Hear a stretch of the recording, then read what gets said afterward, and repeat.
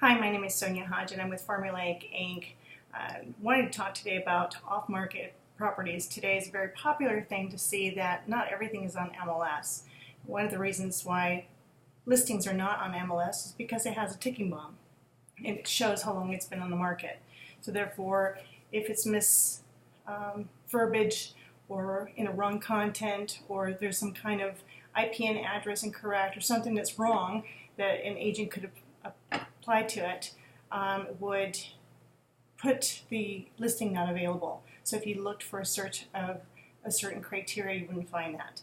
So there's a lot of reasons why a lot of the properties are sitting on the market for too long. By being an off market, it doesn't allow two things. One, that the market knows how long it's been on the market, and two, it also doesn't require a fee by a broker fee or a real estate agent fee. It can be an option, but that's up to the seller.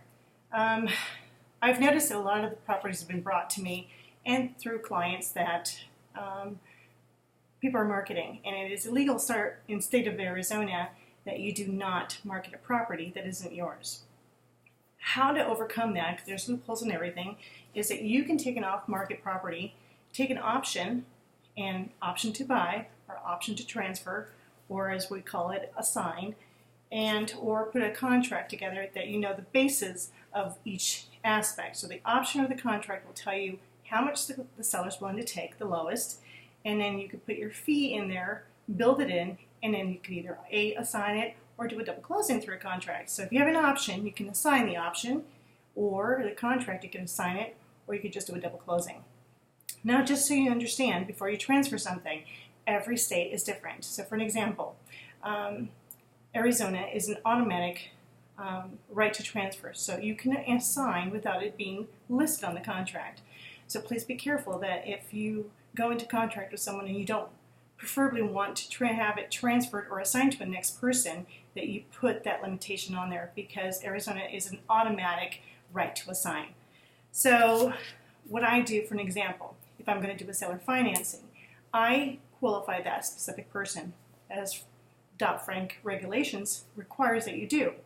So can they afford my mortgage payments? Can they afford, do they have a job? Is this going to be a primary or an investment?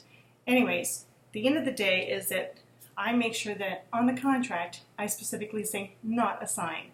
And the reason for that is to make sure that the next person they assign it to, I find out later on, after you close, that they're not qualified. That's going to be a bigger issue. So it's important that you add that little escape clause that says that it cannot be transferred. You could also put on there that it could be transferred with you qualifying the new buyer. And that's always an option, so it always depends. So off-market is a great way to buy properties, especially if you're looking to assign. But there is a lot of people out there, and I love the ambition, I get calls all day long about them, that someone's trying to wholesale a property. And by doing so, but they're not doing it through the contract or through the option, so which is illegal in the state of Arizona. I wanted to put that out there because so many people have been asking me about that, and before I can turn around and look at something like that, I need to know who's the right owner of the property, owner by purchasing the property or by option or contract. Anyways, if you have any questions, you're welcome to send me an email, Sonia, S-O-N-I-A, at formulaic300.com. I'm not looking for new clients, but I'd be glad to send you a quick response.